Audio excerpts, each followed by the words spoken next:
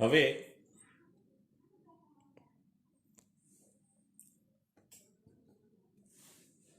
Next આપણો topic જે છે એ વિવર્તન. વર્તનમાં પરિવર્તન એટલે વિવર્તન. એવી વ્યાખ્યા નથી. વિવર્તન શું છે? તો વિવર્તન એક પ્રકારનું વ્યક્તિકરણ જ છે. જો તમને વ્યક્તિકરણ બરાબર ક્લિયર થઈ ગયેલું હશે તો વિવર્તન તરત જ આવડી જશે. વિવર્તન શું છે? તો વિવર્તનની બે વ્યાખ્યા છે. પહેલી વ્યાખ્યા આપણે જોઈએ કે ધારો કે આ કોઈ તીક્ષ્ણ ધાર છે, એના ઉપર પ્રકાશનું કિરણ અથવા તરંગ કે તરંગ અગ્ર આપાત થાય છે. એટલે સ્વાભાવિક છે કે પ્રકાશનું જ્યારે તરંગ અથવા તરંગ અગ્ર આવી કોઈ તીક્ષ્ણ ધાર પાસે આપાત થાય એટલે એ બેન્ડ વડે વાંકું વળે. વક્રીભવન જેવું નથી. વક્રીભવનમાં એક માધ્યમમાંથી બીજા માધ્યમમાં જતું ત્યારે વાંકું વાળતું હતું. આ કોઈ તીક્ષ્ણ ધાર પાસે, બરાબર સમજાવું તમને હજુ, તો ધારો કે બીજી તીક્ષ્ણ ધાર છે, એટલે આ બે તીક્ષ્ણ ધાર વચ્ચે આપણને એક સ્લિપ મળશે. એટલે હવે જો આ તરંગ અગ્ર જે છે તે આ બાજુ નીકળે તો આવા બેન્ડ વળી જાય. તો આ બેન્ડ જે થયું એને જ કહેવાય વિવર્તન. જેનું બેન્ડિંગ વધારે થયું એમાં વિવર્તન વધુ થયું. પ્રકાશની તીક્ષ્ણ ધાર વડે કોઈ તીક્ષ્ણ ધાર વડે પ્રકાશના તરંગ અગ્રને વાંકા વળવાની જે ઘટના છે એને કહેવાય વિવર્તન. ઉદાહરણ તરીકે આપણે જોઈએ કે આપણી પાસે ધારો કે એક આ વોટર ટેન્ક છે, એમાં આ રીતનું આપણે કોઈ અડચણ મૂકેલી છે. સાદી ભાષામાં બોલીએ તો આપણે ધારો કે અહીંયા બે આવી કોઈ વસ્તુ મૂકેલી છે. આ બધું જે છે આ બધું પાણીથી ભરેલું છે. હવે અહીંયા આ રીતે આપણે ઉપર નીચે કરીને તરંગો ઉત્પન્ન કરીએ. સાદી ભાષામાં બોલીએ તો આપણે અહીંયા તરંગ અગ્ર ઉત્પન્ન કરીએ. હવે જે આ તરંગ અગ્ર જે છે એ જ્યારે આ અડચણથી અથડાય ત્યારે એ સહેજ આવા બેન્ડ થઈ જવાના. તો આને કહેવાય વિવર્તન. ધારો કે આપણે બે અડચણ વચ્ચેનું જે અંતર છે, જેને આપણે એવું બી કહી શકાય કે સ્લિટની પહોળાઈ,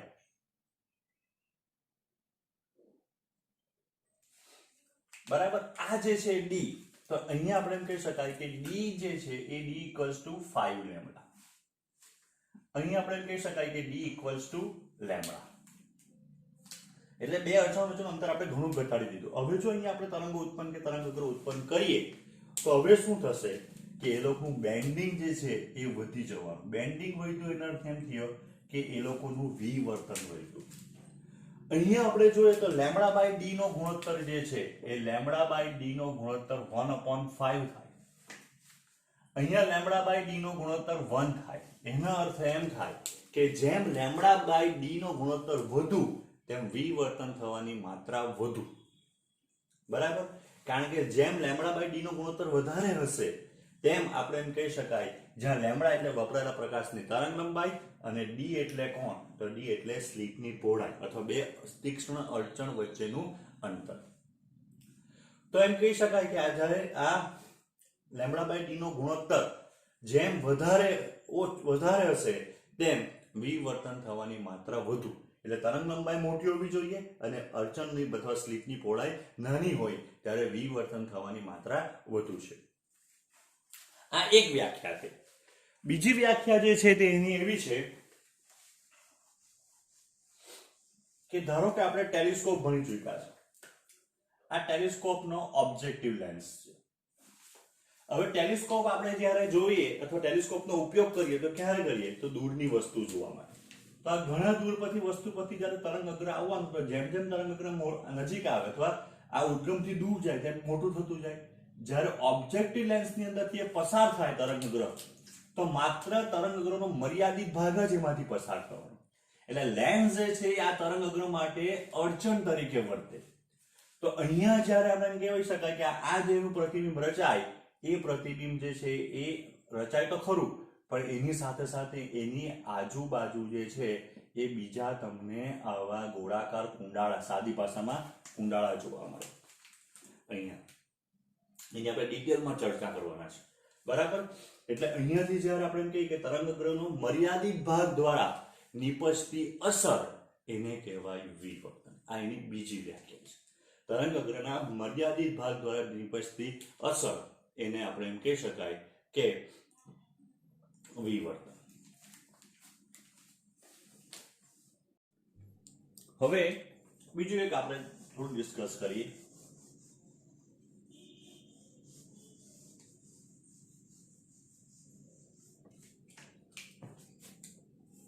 કે અહીંયા આપણે એવો વિચાર કરીએ કે એક આ દિવાલ છે અથવા કોઈ આપણે એમ કહી શકાય કે ઘર છે, એમાં દરવાજો છે, એની પાછળ કોઈ વ્યક્તિ ઊભી રહેલી છે. આ વ્યક્તિ બોલે તો આપણે આ બાજુ ઉભા રહે, આ જે વ્યક્તિ છે તે દિવાલની પાછળ છે, એ બોલે તો આપણને સંભળાય પણ આપણને દેખાય નહીં. કેમ? તો જો જ્યારે વ્યક્તિ બોલે ત્યારે એના ધ્વનિના તરંગો જે છે એ આનાથી વાંકા વળે, એનું વિવર્તન થાય ને આપણા કાન સુધી પહોંચે. પણ પ્રકાશના તરંગો જે છે એ એટલા બધા વાંકા વળી શકતા નથી. જો પ્રકાશના તરંગો વાંકા ન વળી શકતા હોય તો એનું વિવર્તન નહીં થાય. ને આપણે નાનેથી એવું ભણી ચૂક્યા છે કે પ્રકાશ તો સીધી રેખામાં ગતિ કરે, તો પ્રકાશ વાંકો કેવી રીતના વળે? તો જો હવે આપણી પાસે બે તરંગો છે, એક આપણી પાસે છે ધ્વનિના તરંગ અને બીજા છે આપણી પાસે પ્રકાશના તરંગ. આ જે દરવાજો છે એની આપણે એમ કહેવાય કે પહોળાઈ d બરાબર 1 મીટર, જે આપણા માટે સ્લિટ કે અડચણ તરીકે વર્તે. તો ધ્વનિની તરંગ લંબાઈ બરાબર કેટલી આવશે? તો જુઓ, તરંગ લંબાઈ બરાબર સૂત્ર આવશે વેગના છેદમાં ન્યુ. આપણે 11મા ધોરણમાં વેગ ભણી ચૂક્યા છે 300, 320, 340. આપણે ધારો કે 300 લઈ લઈએ. એની આવૃત્તિ તો આપણે જે સાંભળી શકીએ અવાજ એ લગભગ 1000 હર્ટ્ઝ, 400, 500, 600, 700, 800, 1000. તો આપણે એને બી ધારો કે 300 જ લઈએ તો લેમ્બડા બરાબર 1 મીટર આવવાનું, d બરાબર 1 મીટર. તો લેમ્બડા બાય d નો ગુણોત્તર આપણને મળે 1/1 = 1. હવે પ્રકાશ માટે તરંગ લંબાઈ, તો દ્રશ્ય પ્રકાશની સરેરાશ તરંગ લંબાઈ છે 500 નેનોમીટર, એટલે લેમ્બડા બરાબર 5 × 10⁻⁷ મીટર. આના માટે બી d બરાબર 1, તો લેમ્બડા બાય d નો જે ગુણોત્તર મળે 5 × 10⁻⁷ 1, એટલે આ થવાનું 5 × 10⁻⁷. તમે આને એવું કહી શકો, ધારો કે નિયરલી ઇક્વલ્સ ટુ 10⁻⁷ છે, તમે એમ કહી શકો કે નિયરલી ઇક્વલ્સ ટુ 0 છે પણ 0 નથી. આના કરતા આનું 10⁻⁷ માં ભાગનું વિવર્તન થતું છે, અથવા એમ કહી શકાય કે પ્રકાશના તરંગ કરતા ધ્વનિના તરંગોનું વિવર્તન 10⁷ ગણું વધારે થતું છે. ધ્વનિના તરંગોનું વિવર્તન 10⁷ ગણું વધારે થતું, પણ આ 0 નથી ગુણોત્તર. એનો અર્થ એમ થયો કે પ્રકાશના તરંગોનું વિવર્તન થાય. પ્રકાશ જ્યારે બેન્ડ વડે કોઈ જગ્યાએ અથવા કોઈ તીક્ષ્ણ ધાર પર આપાત થાય ત્યારે થોડો ઘણો બી એ બેન્ડ વડે જ અથવા એનું વિવર્તન થાય છે. તો જે રીતના વ્યતિકરણ થતું હતું અને આપણને વ્યતિકરણ સલાહકાઓ મળતી હતી, તો એ જ પ્રમાણે જ્યારે વિવર્તન થાય ત્યારે બી આપણને શું મળશે? તો ત્યારે પણ આપણને વિવર્તન સલાહકાઓ મળશે, જે વ્યતિકરણ સલાહો કરતા જુદી હશે. પણ વિવર્તનની અંદર બી વ્યતિકરણ તો સમાયેલું જ છે, એટલે જેને વ્યતિકરણ બરાબર ક્લિયર છે, બરાબર છે, અને વિવર્તન એકદમ સચોટ ક્લિયર થઈ જશે.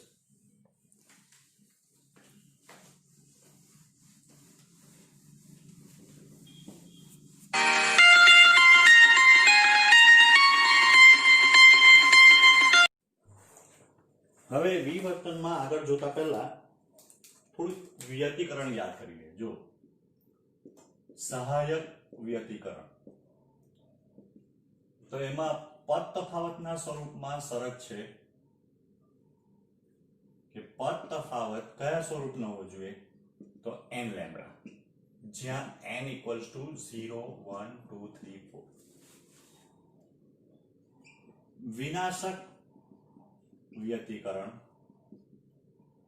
તો જે પદ તફાવત જે છે એ પદ તફાવત 2n-1 લેમ્બડા/2 આ રીતે લખો તો જ્યાં n બરાબર 1 થી સ્ટાર્ટ થશે. બુકમાં જે પ્રમાણે આપ્યું છે n બરાબર 1/2 લેમ્બડા, જ્યાં n સ્ટાર્ટ થશે 0. બંને સેમ જ છે. જ્યાં સહાયક વ્યતિકરણ થાય, અથવા આપણે કહી શકાય જ્યાં પદ તફાવત 0 લેમ્બડા, 1 લેમ્બડા, 2 લેમ્બડા, 3 લેમ્બડા સ્વરૂપનો હોય, ત્યાં સહાયક વ્યતિકરણ થાય. અને જ્યાં સહાયક વ્યતિકરણ થાય ત્યાં આપણને શું દેખાય? ત્યાં આપણને પ્રકાશિત સલાહકા દેખાય. જ્યાં પદ તફાવત લેમ્બડા/2, 3 લેમ્બડા/2, 5 લેમ્બડા/2, 7 લેમ્બડા/2 એકી સંખ્યાના લેમ્બડા/2 મળે, તે જગ્યા ઉપર આપણે એમ કહી શકાય કે વિનાશક વ્યતિકરણ થાય ને ત્યાં આપણને અપ્રકાશિત સલાહકા દેખાય. બરાબર છે, આટલું તમને બરાબર યાદ હોવું જોઈએ. બરાબર, જ્યારે વિવર્તન જ્યારે આપણે સમજીએ ત્યારે જોયું તો આ તમે સાથે રાખજો એટલે તમે જોઈ શકો કે ભાઈ શું થતું છે. બરાબર, હવે વિવર્તન જોઈએ.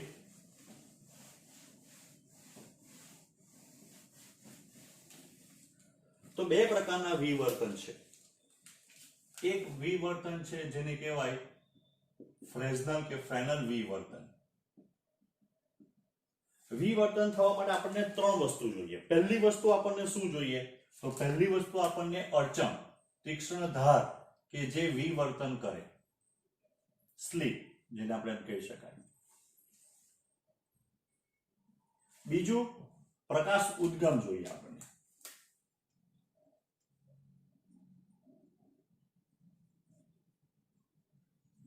ને ત્રીજો આપણને જોઈએ સ્ક્રીન કે જ્યાં આપણે વિવર્તન સલાહકાર એટલે કે પડદો.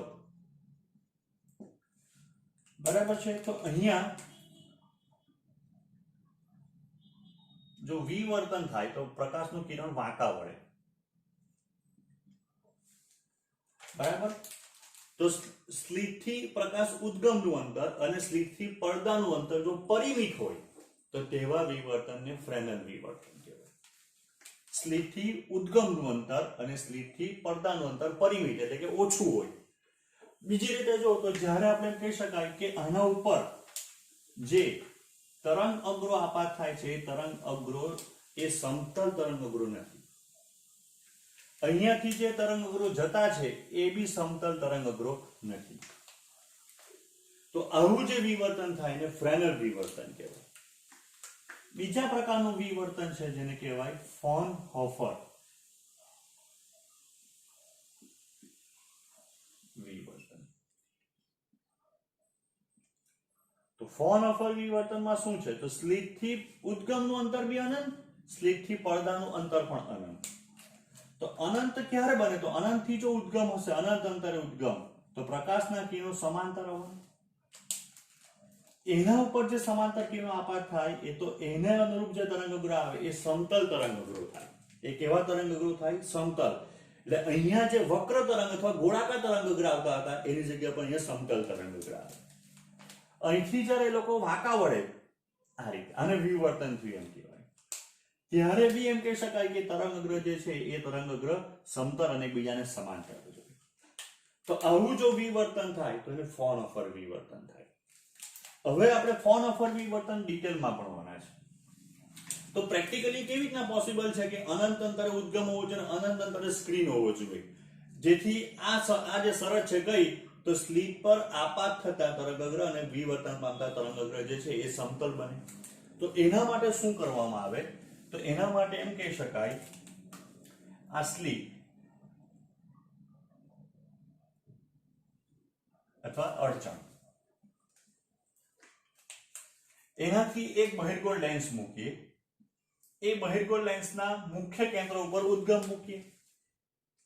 એટલે શું થવાનું? તો આના ઉપરથી જે આપણે એમ કહેવાય કે પ્રકાશના તરંગો કે કિરણો આવવાના એ સમાંતર થઈ જવાના. બીજી બાજુ આપણે બહિર્ગોળ લેન્સમાં એવું ભણી ગયા છે, આ એના મુખ્ય કેન્દ્ર ઉપર હોય. એટલે અહીંની જે શરત હતી કે તરંગ અગ્ર સમાંતર થવા જોઈએ અથવા સમતલ તરંગ અગ્ર આપાત થવા જોઈએ એ થઈ જાય. અહીંયાથી જ્યારે વિવર્તન પામે તો ત્યારે બી જે સમતલ એ તરંગ અગ્રો જે છે એટલે વાંકા વળવું, આ વાંકા વળવાની ઘટનાને જ વિવર્તન કહેવાય. હવે આને ભેગા કરવા કે ફોકસ કરવા માટે શું કરવામાં આવે? તો એમ કે બીજો એક બહિર્ગોળ લેન્સ મૂકવામાં આવે જેના ફોકલ પ્લેન ઉપર પડદો હોય. જેના ફોકલ પ્લેન ઉપર પડદો હોય તો આ બધા જે તરંગો છે એ કોઈ જગ્યાએ ફોકસ થઈ જવાના આ રીતે. પણ એટલે આપણી જે શરત જે હતી તે જળવાઈ જાય. એટલે પ્રાયોગિક રીતે કે અથવા પ્રયોગશાળામાં ફ્રોનહોફર વિવર્તન કેવી રીતના મેળવાય? તો એમ કે સ્લિટથી એક લેન્સ મૂકવામાં આવે, લેન્સના મુખ્ય કેન્દ્ર ઉપર ઉદ્ગમ મૂકો એટલે લેન્સની બીજી બાજુ તરંગો સમાંતર થઈ જાય. જે ફ્રોનહોફર વિવર્તનની શરત છે કે જે એમ કહેવાય કે સ્લિટ પર આપાત થતા તરંગો કે કિરણો સમાંતર હોવા જોઈએ, તરંગ અગ્ર સમતલ હોવા જોઈએ, એ શરતનું પાલન થઈ જાય. જે વિવર્તન પામે એ તરંગો કે અથવા એ પણ એમ કહેવાય કે સમતલ તરંગ અગ્ર હોવા જોઈએ, સમાંતર તરંગો હોવા જોઈએ કિરણો. તો અહીંયા બી એ જ થઈ ગયું. પણ પછી આગળ જઈને ફોકસ કરવા માટે અહીંયા. બરાબર છે? ચાલો, આટલું ખબર પડી. હવે આપણે ફ્રોનહોફર વિવર્તન થોડું ડિટેલમાં જોઈએ.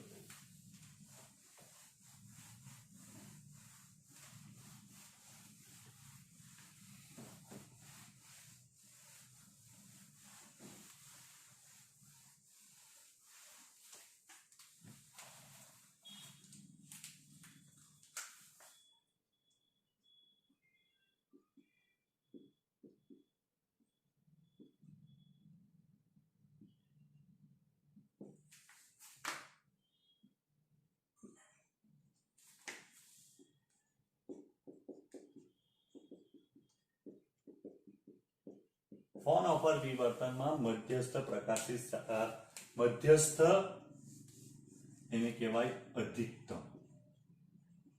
મધ્યસ્થ અધિકતમ. ચાલો આ બાજુ ધ્યાન આપો. સૌથી ઇમ્પોર્ટન્ટ વસ્તુ છે કે હવે આપણે 3 ઘટના જોવાના છે. આ ત્રણેય ઘટના એક જ સમયે એકી સાથે બનતી છે, પણ આપણે આપણી સરળતા માટે એને જુદી જુદી લેતા છે. સમજો, આપણે એ ઘટનાને 3 ભાગમાં વહેંચવાના છે. એમાં પહેલું જે છે તે મધ્યસ્થ અધિકતમ. હવે મધ્યસ્થ અધિકતમ સમજવા માટે આપણે એક સ્પ્લિટ લઈએ.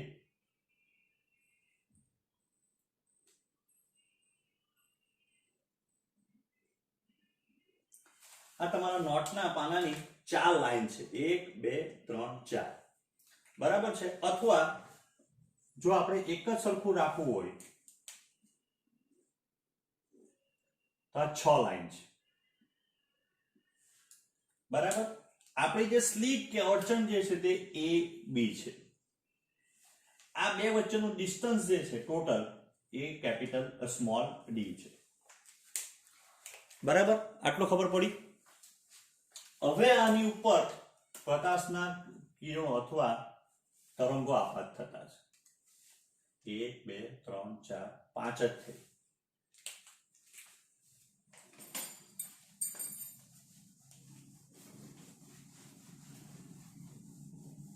મધ્યસ્થ અધિકતમ અહીંયા લખી દઈએ. સ્લીટ અહીંયા આવી જાય. પછી આ 1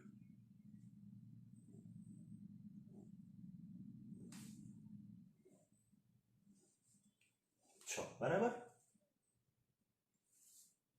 આ આપણી અડચણ કે સ્લીટ થઈ ગઈ. એ બી એ લોકો વચ્ચેનું જે ડિસ્ટન્સ જે છે આ સ્મોલ ડી કહેવાય. હવે એના પર સમાંતર કિરણો આપાત થવા જોઈએ, એટલે કે આપણે એમ કહી શકાય એમાંથી આપણે 3 જ કિરણને બતાવેલા છે. એના પર જે તરંગો જે આપાત એટલે જે તરંગ અગ્ર આપાત થવાના એ સમતલ તરંગ અગ્ર આપાત થવાના. હવે અહીંયા આપણે એવા તરંગો પસંદ કરેલા છે અથવા એવા કિરણો પસંદ કરેલા છે જે લગભગ અહીંયા ધારો કે આ અડચણ હતી, આ એરોકને ગતિપથ છે, એટલે કે આ માર્ગે એ લોકો આવતા છે ને આમ જાય. તો આ જે ખૂણો બન્યો એને વિવર્તન કોણ કહેવાય. જો વિવર્તન કોણ θ બરાબર 0 થઈ જાય તો પ્રકાશનું કિરણ સીધું નીકળી જશે, તો વિવર્તન થયું જ એમ કહેવાય. તો અહીંયા આપણે એમ કહી શકાય કે આપણે એવા લીધેલા છે આ કિરણો કે જે θ ટેન્ડ્સ ટુ 0 એટલે લગભગ શૂન્ય ખૂણે વિવર્તન પામતા છે. લગભગ શૂન્ય ખૂણે વિવર્તન પામતા છે. જો શૂન્ય જ લઈ લઈએ આપણે તો વિવર્તન થયું જ નહીં એમ કહેવાય. એટલે એ લગભગ જે છે તે સીધા જ આપણે એમ કે જતા રહે. હવે અહીંયા એને પડદા ઉપર ફોકસ કરવા માટે આગળ એક બહિર્ગોળ લેન્સ મૂકેલો છે. એ બહિર્ગોળ લેન્સના ફોકલ પેન ઉપર એટલે કે એના મુખ્ય કેન્દ્ર ઉપર એક પડદો મૂકેલો છે.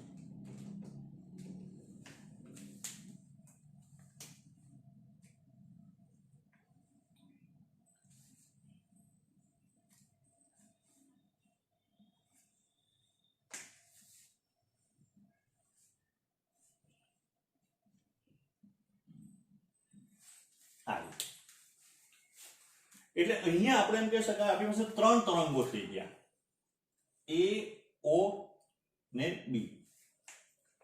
ચાલો આ બાજુ ધ્યાન આપજો. બરાબર, એ ને ઓ તરંગ ને આપણે વાત કરીએ તો એ ને ઓ તરંગમાં એ તરંગ જે છે તે લેન્સમાં ઓછું અંતર કાપે પણ હવામાં અંતર વધારે કાપે. ઓ તરંગ લેન્સમાં ઓછું અંતર કાપે પણ હવામાં વધારે કાપે, ઓછું કાપે. ઓ તરંગ લેન્સમાં વધારે કાપે અને હવામાં ઓછું કાપે. એ તરંગ જે છે તે લેન્સમાં ઓછું કાપે અને હવામાં વધારે કાપે. એટલે એમ રીતે ગણતરી કરીને કરી શકાય કે બંનેનો પ્રકાશીય પથ એક સરખો જ આવે. બંનેનો પ્રકાશીય પથ કેવો આવે? એક સરખો જ આવે. અને જો પ્રકાશીય પથ એક સરખો આવતો હોય એટલે એનો પથ તફાવત કેવો થાય? 0 થાય. એટલે એ ને ઓ તરંગ જ્યારે આપણે એમ કહી શકાય કે આ પીઓ બિંદુ ઉપર સંપાત થાય, તો જ્યારે પીઓ બિંદુ પર સંપાત થાય ત્યારે શું થાય? તો એમ કે એ લોકો બે જણા જે છે એ લોકોનો બે પદ તફાવત જે છે એ શૂન્ય આવે, શૂન્ય લેમડા આવે. શૂન્ય લેમડા કોની શરત? સહાયક વ્યતિકરણની શરત. એટલે એ ને ઓ તરંગ જ્યારે અહીંયા ભેગા થવાના તો અહીંયા સહાયક વ્યતિકરણ કરવાના, કારણ કે એ લોકો વચ્ચેનો પદ તફાવત કેવો થાય? 0 થાય. પદ તફાવત કેવો થાય? 0. ને 0 એ સહાયક વ્યતિકરણની શરત છે. એ જ પ્રમાણે O ને B તરંગ, તો O માટે આપણે એમ કહેવાય લેન્સમાં વધારે, હવામાં ઓછું. B માટે લેન્સમાં ઓછું, હવામાં વધારે. તો O અને B ને બી શું થાય? તો અહીંયા પદ તફાવત 0 થાય. એટલે એ બી સહાયક વ્યતિકરણ કરે. એટલું જ નહીં, આ બેની વચ્ચેના તમે કોઈ બી તરંગ લેવો અહીંયા, તો એ લોકો બી શું કરશે? તો એમ કે અહીંયા એ લોકોનો પદ તફાવત 0 જ થાય. એટલે અહીંયા બધા તરંગો, કયા તરંગો કે કયા કિરણો જે થીટા ટેન્ડ્સ ટુ 0 એ ખૂણે એમ કે વિવર્તન પામતા હતા, એ બધા જ જ્યારે આપણે એમ કહી શકાય કે PO બિંદુ આગળ ભેગા થાય ત્યારે ત્યાં સહાયક વ્યતિકરણ જ કરે. એટલે એમ કહી શકાય કે AO વિસ્તારમાં દરેક તરંગને અનુરૂપ OB વિસ્તારમાં એવું તરંગ મળે જ જે ત્યાં સહાયક વ્યતિકરણ કરે, અથવા એ લોકો વચ્ચેનો પદ તફાવત કેવો થાય? 0. AO OB ને વચ્ચેનું ધારો કે નામ આપીએ x y, તો x ને y. હજુ આ બેની વચ્ચે ગમે તે હોય, એટલે કે AO વિસ્તારમાં દરેક તરંગને અનુરૂપ OB વિસ્તારમાં એવું તરંગ મળે જ કે જે PO બિંદુ પાસે જ્યારે ભેગું થાય તે લોકોનો પદ તફાવત 0 થાય, અને 0 પદ તફાવત એ સહાયક વ્યતિકરણની શરત છે. એટલે O બિંદુ પાસે શું થાય? તો O બિંદુ પાસે માત્ર અને માત્ર શું થાય? કેમ કે સહાયક વ્યતિકરણ રહે છે. અને સહાયક વ્યતિકરણ જો રચાય તો આપણે જોઈ ગયા છે ત્યાં શું થશે? તો ત્યાં આપણને પ્રકાશિત શલાકા જોવા મળે. અહીંયા માત્ર આપણે એમ કહી શકાય અહીંયા શું થાય? પ્રકાશિત તીવ્રતા જે છે એ તમને મેક્સિમમ મળશે, એટલે એને કહેવાય મધ્યસ્થ અધિકતમ. ત્યાં આપણે મધ્યસ્થ પ્રકાશિત શલાકા કહેતા હતા, પણ અહીંયા અધિકતમ કહેવાના છે. ત્યાં પ્રકાશિત અપ્રકાશિત શબ્દ વાપરતા હતા, અહીંયા અધિકતમ ન્યૂનતમ શબ્દ વાપરવાનો છે. એનું રીઝન હું તમને અત્યારે બતાવું.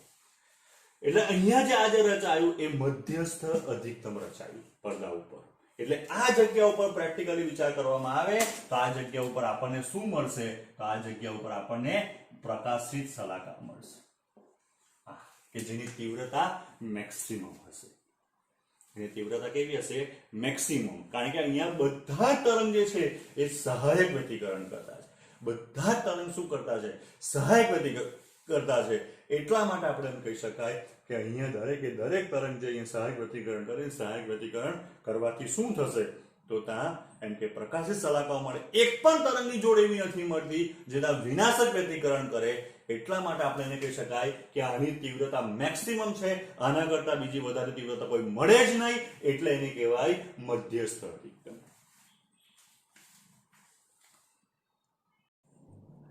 હવે ફ્રોનહોફર વિવર્તનની અંદર ન્યૂનતમ અથવા પ્રથમ ન્યૂનતમની શરત, તો આ એ સ્લીપ છે, બરાબર છે, જે આપણે લીધેલી હતી અડચણ. એના ઉપર સમાંતર કિરણો કે સમાંતર તરંગો કે સમતલ તરંગ અગ્રો આપાત થતા છે. હવે આપણે આ જે સ્લીપ છે એના બે ભાગ કરીએ, આ d/2, આ બી d/2. બરાબર છે. અહીંયા ઘણા બધા તરંગોમાંથી આપણે એવા તરંગો લીધેલા છે જે અમુક ચોક્કસ ખૂણે વિવર્તન પામે. એટલે આ એ લોકોની જવાની દિશા હતી, તો આ ખૂણે આપણે એમ કહી શકાય વિવર્તન. ને એ જે ખૂણો બને એને કહેવાય વિવર્તન કોણ, જેને નામ આપવું થીટા. એટલે અહીંયાથી બધા જ જે તરંગો જે છે એ વિવર્તન પામે, તો એ થીટા ખૂણે વિવર્તન પામતા છે. બરાબર. હવે એ લેન્સ આગળ મૂકીએ આપણે, એના પર આ જે છે એ પડદો છે સ્ક્રીન. તો આ બધા જે તરંગો કે જેમ કહેવાય કિરણો એ કોઈ એક બિંદુ ઉપર સંપાત થવાના કે ભેગા થવાના, ફોકસ થવાના. આ વચ્ચે જે આપણને મળતું હતું ત્યાં ઓલરેડી આપણને PO બિંદુ એટલે કે ત્યાં મધ્યસ્થ અધિકતમ મળેલું જ છે. બરાબર. એટલે અહીંયા પેલામાં લગભગ ઓલમોસ્ટ થીટા ખૂણા કરતા હતા. બરાબર છે. અહીંયા આપણે એમ કહી શકાય કે અહીંયા આપણે થીટા ખૂણો જે 0 નથી, થોડો વધારે ઓછો વધારે છે, એવા આપણે ત્રણ તરંગો લીધેલા છે, A, O ને B. હવે જો હું A પરથી હવે જો હું એ પરથી બી પર લંબ દોરું, આ બિંદુ એમ, ધારો કે આ બિંદુને નામ આપીએ આપણે XY.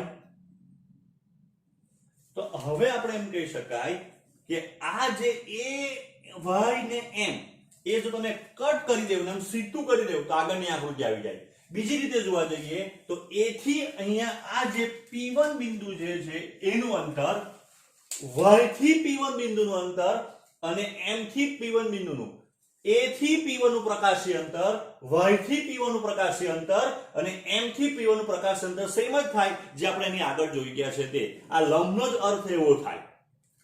બરાબર છે? જો આ ખૂણો થીટા હોય જે આપણે અત્યારે બતાવેલો છે તે, તો બરાબર ધ્યાનથી તમે જો અહીંયા કે જે આ ખૂણો પહેલા આમ હોય તો આ સ્ટ્રેટ લાઈનમાં આવવાનું, આ અહીંયા છે, આ બાજુ થીટા બને તો આ બી ખસવાનું આમ. એટલે જો આ ખૂણો થીટા હોય તો આ ખૂણો બી થીટા થાય. આ થીટા એવો ખૂણો છે કે જેનાથી XY જે છે એ XY λ/2 બને અને BM જે છે એ λ બને. બરાબર સમજો આપણે. એ જે છે એ આગળ જે ખૂણો બનવાનો અહીંયા આ રીતે, આ થીટા હોય તો આ બી થીટા થાય. જો આપણે લંબ દોરીએ તો લંબ દોર્યાનો અર્થ એમ થયો કે A થી P1 નું અંતર, Y થી P1 નું અંતર અને M થી P1 નું અંતર, A થી P1 નું પ્રકાશીય અંતર, Y થી P1 નું પ્રકાશીય અંતર અને M થી P1 નું પ્રકાશીય અંતર સેમ જ થાય. હવે ધારો કે આપણે વિચાર કરીએ કે હવે A તરંગ અને X તરંગ, એટલે આપણે X પરથી P1 પર પહોંચીએ અને A પરથી P1 પર પહોંચીએ તો પ્રકાશીય અંતર X નું વધારે આવે. તો A અને Y નું તો અંતર સરખું છે, તો X અને A વચ્ચેનો પદ તફાવત કેટલો થાય? λ/2. λ/2 કોની શરત છે? વિનાશક વ્યતિકરણની. એટલે A તરંગ અને X તરંગ જે અહીંયા ભેગા થવાના એ એકબીજાનું શૃંગ અને ઘર્ત જ આવવાનું, લંબ/2 પદ તફાવત થાય. λ/2 પદ તફાવત વિનાશક વ્યતિકરણની શરત છે. એટલે અહીંયા આપણને અપ્રકાશિત શલાકા મળે, તીવ્રતા 0 મળે. X અને B, તો X પરથી તમે જાઓ અને B પરથી વધારે જાઓ તો સ્વાભાવિક છે કે Y ને M થી તો અંતર વધારે છે, સેમ જ છે પ્રકાશીય અંતર. તો BM જેટલું અંતર વધારે કાપવું પડે અહીંયાથી, માઈનસ અહીંયા XY. તો આ λ/2 BM ને આ λ/2, તો બે વચ્ચેનો પદ તફાવત કેટલો આવવાનો? λ/2. એટલે X પરથી તમે P1 પર પહોંચો અને B પરથી P1 પર પહોંચો તો તમારે λ/2 જેટલો પદ તફાવત થાય. આના માટે કેટલો? λ/2. આના માટે કેટલો? λ. તો આ બે વચ્ચેનો પદ તફાવત કેટલો? λ - λ/2 એટલે λ/2 જેટલો. λ/2 ફરી પાછી કોની શરત છે? તો વિનાશક વ્યતિકરણની શરત છે. એટલે ત્યાં આપણને પાછો અપ્રકાશિત ભાગ જોવા મળે. એટલે આપણે એમ કહી શકાય કે જો આ બેની વચ્ચે જો આપણે લેતે કોઈ તરંગ, આ બેની વચ્ચે અહીંયા અને અહીંયા બેની વચ્ચે કોઈ લેતે આપણે, તો આના માટે λ/4 આવતે, આના માટે 3λ/4 આવતે. કારણ કે 1 0 ને અડધાની વચ્ચે પા, અડધા ને 1 ની વચ્ચે પોણો, પોણો માઈનસ પા એટલે λ/2. પાછું જોઈએ, 3π/4 એટલે 75, π/4 એટલે 25, 75 - 25 એટલે 50 એટલે અડધું. ચાલો પાછું જોઈએ, આ 3/4 માઈનસ λ/4 એટલે λ/2 થાય. એટલે AX વિસ્તારમાં દરેક તરંગને અનુરૂપ XP વિસ્તારમાં એવું તરંગ મળે જે અહીંયા P1 બિંદુ પાસે શું કરશે? તો એમ કે બે વચ્ચેનો પદ તફાવત છે જ્યારે λ/2 થાય, એ લોકો વચ્ચે વિનાશક વ્યતિકરણ થાય અને ત્યાં આપણને શું જોવા મળે? તો ત્યાં આપણને એમ કહી શકાય કે અપ્રકાશિત શલાકા જોવા મળે. ત્યાં આપણને શું મળશે? તો ત્યાં આપણને અપ્રકાશિત શલાકા જોવા મળશે. પણ માત્ર એક તરંગની જોડ કઈ? A અને B. તો A અને M પર તો સરખો છે અંતર, પ્રકાશી અંતર P1 નું, પણ B અને M A નું વાત કરો તો B પરથી જાઓ તો તમારે λ જેટલું અંતર વધારે કાપવું પડે. એટલે એનો અર્થ એમ થયો A પરથી P1 પર જાઓ અને B પરથી P1 પર જાઓ તો બે વચ્ચેનો પદ તફાવત λ જેટલો આવે. અને λ એ કોણ છે? તો સહાયક વ્યતિકરણની શરત છે. એટલે A તરંગ અને B તરંગ એ સહાયક વ્યતિકરણ કરશે, પણ 99.99% જેટલા જે 99.9999 જેટલા તરંગો અહીંયા વિનાશક કરે. માત્ર બિચારો મારા જેવો એક જે છે અહીંયા સહાયક વ્યતિકરણ કરે. એટલે ઘણા બધાની સામે એનું કંઈ કહેવાય નહીં. પણ વ્યતિકરણમાં આપણે જોઈ ગયા કે જ્યાં જગ્યા પર વિનાશક વ્યતિકરણ થતું હતું ત્યાં તીવ્રતા 0 જ આવતી. અહીંયા તીવ્રતા એમ કહી શકાય કે લગભગ 0 આવે. તીવ્રતા કેવી આવે? લગભગ 0 આવે. બરાબર છે. આપણે પણ અહીંયા એટલા માટે એના માટે શબ્દ વપરાય ન્યૂનતમ. એટલા માટે એના માટે શબ્દ કયો વપરાય? ન્યૂનતમ. એના માટે અપ્રકાશી શબ્દ નથી વપરાતો. ન્યૂનતમ કેમ વપરાય? કારણ કે તીવ્રતા 100% 0 નથી. એક તરંગની જોડ આપણને એવી મળતી છે જે ત્યાં સહાયક વ્યતિકરણ કરે. પણ અહીંયા જે પીઓ બિંદુ પાસે જે આપણને મધ્યસ્થ મળતું હતું ત્યાં મેક્સિમમ આપણને શું મળશે? તીવ્રતા મળશે. એના કમ્પેરમાં તો આ લગભગ તીવ્રતા 0 થઈ ગઈ. આના કમ્પેરમાં અહીંયા તીવ્રતા લગભગ 0 થઈ ગઈ. જેવો થીટા ખૂણો ઉપર મળ્યો એવો થીટા ખૂણો આપણને નીચે બી મળશે. તો બધું જે છે તે આપણને આ બાજુ મળશે નીચે. એટલે આ જે છે ઉપર અહીંયા જે રચાયું એ પ્રથમ ન્યૂનતમ કહેવાય. બરાબર છે. અહીંયા બી જે અહીંયા રચાવાનું આ પણ કહેવાય પ્રથમ ન્યૂનતમ. શું કહેવાય? પ્રથમ ન્યૂનતમ. બરાબર છે. તો અહીંયા પ્રથમ આને કહેવાય પ્રથમ ન્યૂનતમ કારણ કે આ મધ્યસ્થ અધિકતમ જે છે અહીંયા આ મધ્યસ્થ અધિકતમ જે 100% અથવા બધા તરંગો જે ત્યાં રચાતા છે એ બધા તરંગો ત્યાં સહાયક વ્યતિકરણ કરતા છે. મામાં 99.9999% જે છે એ વિનાશક કરે, જ્યારે માત્ર વિચારો એક જ તરંગની જોડ સહાયક કરે. એટલે તીવ્રતા 0 નથી, લગભગ 0 છે. એટલા માટે શબ્દ જે યુઝ થાય ન્યૂનતમ. હવે બોર્ડની મર્યાદાને ધ્યાનમાં રાખીને વચ્ચેનો ભાગ જે હું થોડું પૂછી કાઢું જેથી આપણે થોડું મેથેમેટિકલ ગણતરી કરી શકીએ. હવે આપણી પાસે જે ત્રિકોણ છે, ત્રિકોણ AXY માં તમે sin થીટા શોધો તો sin થીટા એટલે આ ખૂણો 90 હશે. સામેની બાજુ થવાની XY, કર્ણ થવાનો AX. બરાબર.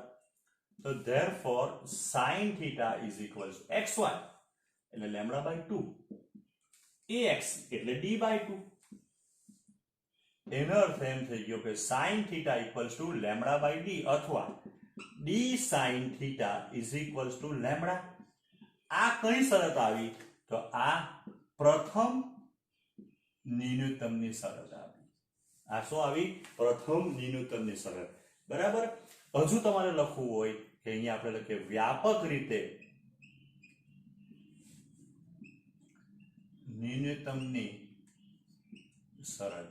તો એ થશે d sin theta is equals to n lambda, જ્યાં n સ્ટાર્ટ થાય 1 2 3 4. બરાબર છે. n એટલે હવે n બરાબર 2 મૂકો અહીંયા. બરાબર. અહીંયા એટલે 2 લેમ્બડા, તો એ દ્વિતીય ન્યૂનતમ આવશે. n બરાબર 3 તૃતીય ન્યૂનતમ, n બરાબર 4 ચતુર્થ ન્યૂનતમ. બધું આપણે ધીરે ધીરે જોવાના છે. પણ આ જે છે d sin theta equals to n lambda એ વ્યાપક શરત આવે કોની? ન્યૂનતમ માટેની. n બરાબર 1 મૂકો એ પ્રથમ ન્યૂનતમ થાય. એ શું થાય? તો એ પ્રથમ ન્યૂનતમ થાય. હવે ફોન ઓફર વિવર્તનમાં પ્રથમ અધિકતમ અથવા અધિકતમ માટેની શરત. હવે આપણે જ્યાં a ને b વચ્ચેનું જે આપણે સ્લિપ ડિસ્ટન્સ હતું ને 3 સરખા ભાગમાં વહેંચેલું છે. અહીંયા d/3 આ અને આ d/3. આપણે એવા તરંગો પસંદ કરેલા છે કે આ રીતે સમતલ તરંગો જ આપાત થતા છે. હવે એમ કહી શકાય કે તરંગો જે છે કે કિરણો એ અમુક ચોક્કસ ખૂણે વિવર્તન પામતા છે. તમે એને થીટા ડેશ બી કહી શકો અથવા થીટા બી કહી શકો. બરાબર. જે પેલા કરતા કંઈક જુદા ખૂણે છે. હવે એને પ્રોજેક્ટ કરવા માટે એટલે ફોકસ કરવા માટે આપણે અહીંયા બહિર્ગોળ લેન્સ મૂકતા છે. બરાબર. આનો વચ્ચેનો ભાગ. હવે એના આ બહિર્ગોળ લેન્સના ફોકલ પેન ઉપર પડદો, આ આપણો સ્ક્રીન છે, પડદો અહીંયા. આ બધા જે છે એ ફોકસ થવાના અહીંયા.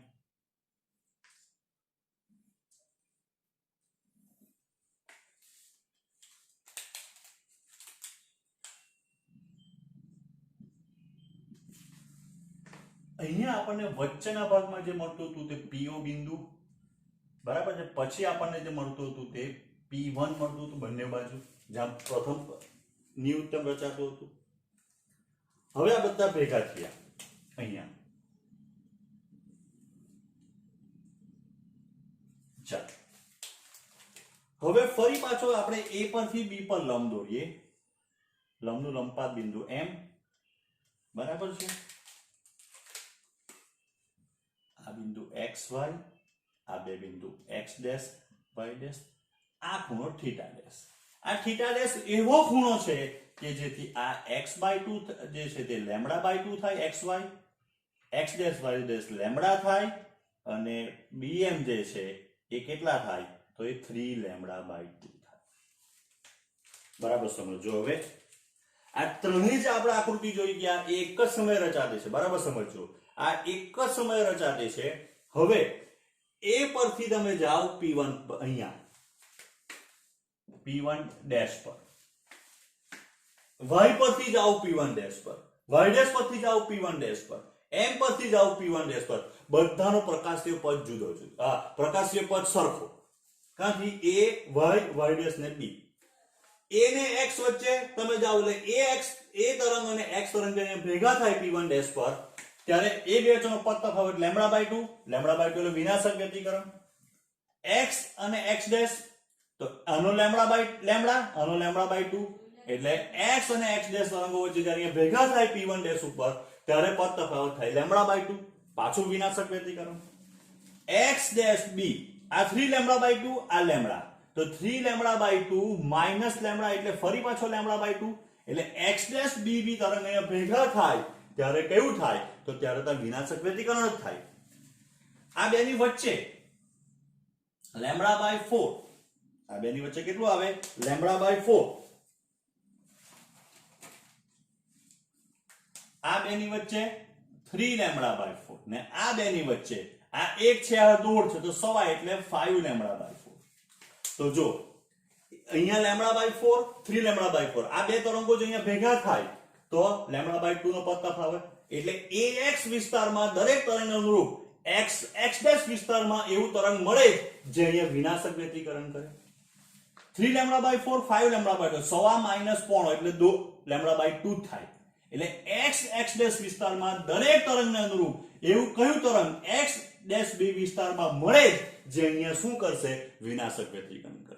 એટલે અહીંયા ઘણા બધા વિસ્તાર એવા છે વિનાશક વ્યતિકરણ કરે, પણ A ને X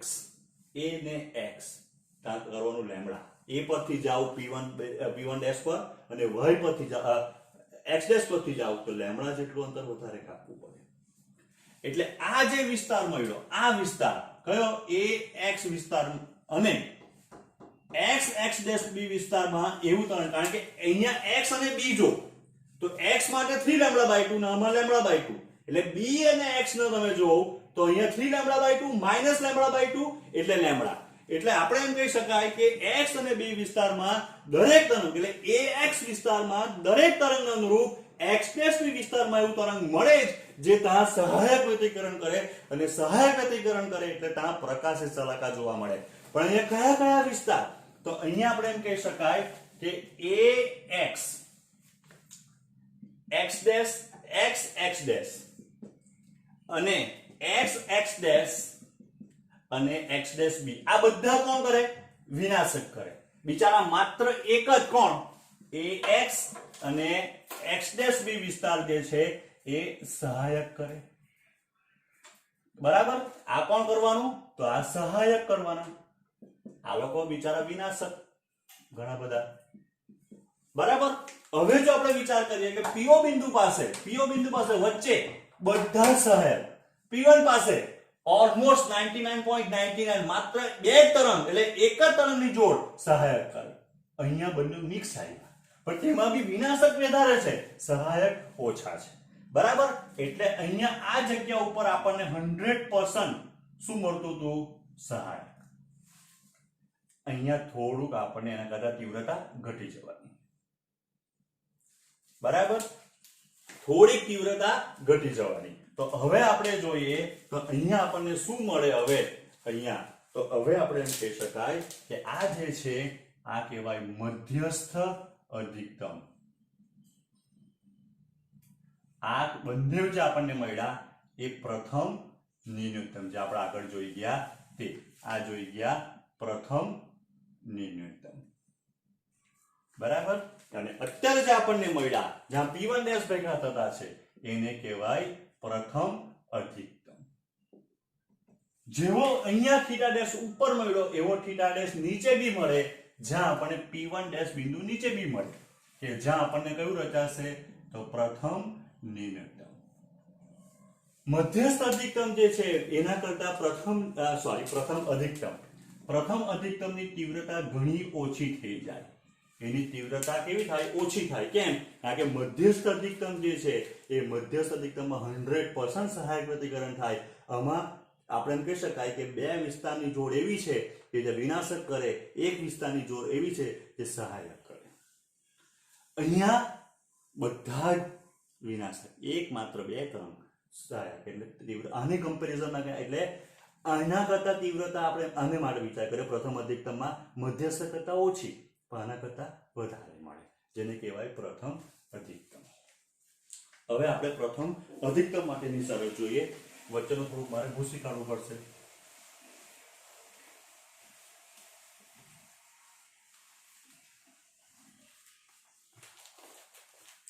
તો હવે આપણે કહી શકાય ત્રિકોણ AX' Y' માં AXXY માં sin થીટા, તો sin થીટા એટલે ફરી પાછું XY સામેની બાજુ ભાગ્યા કર્ણ AX. therefore sin theta is equal to XY lambda by 2 AX. તો હવે સ્લિટનો 3 ભાગ કરેલા છે એટલે અહીંયા D by 3. તો therefore sin theta equals to 3 by 2 lambda by D. અથવા કહી શકાય કે D sin theta is equals to 3 lambda by 2. બરાબર, 3 by 2 lambda અથવા 3 lambda by 2. આ જે આવી ગઈ આ પ્રથમ અધિકતમની શરત આવી. વ્યાપક રીતે અધિકતમની શરત જોઈતી હોય, વ્યાપક રીતે અધિકતમની શરત, તો જે આવવાની d sin theta is equals to 2n plus 1 lambda by 2, જ્યાં n સ્ટાર્ટ થવાનો 1 2 3 4. પ્લસ કેમ લખ્યું? કારણ કે સ્ટાર્ટિંગ થતું છે 3 by 2 થી, lambda by 2 નહીં આવે. lambda by 2 આવતો તો માઈનસ મૂકતો અહીંયા. હવે તમે n બરાબર 1 મૂકો, 2 * 2 વત્તા 1 એટલે 3 lambda by 2 એટલે પ્રથમ અધિકતમ. આ n બરાબર 2 2 * 4 વત્તા 1 5 lambda by 2 દ્વિતીય અધિકતમ. n બરાબર 3 મૂકો, 3 3 * 6 વત્તા 1 7 lambda by 2 તૃતીય અધિકતમ. તો આ રીતના આપણને અધિકતમો મળે. જે હજુ થોડુંક આપણે કમ્પેરિઝન કરવાના છે બંનેની વ્યતિકરણ વિવર્તનની, અને વ્યતિકરણનો આપણે તીવ્રતાનો આલેખ બી જોવાના છે, જે આપણે વ્યતિકરણ માટે બી જોઈ ગયા છે, પણ એ નેક્સ્ટ એપિસોડમાં.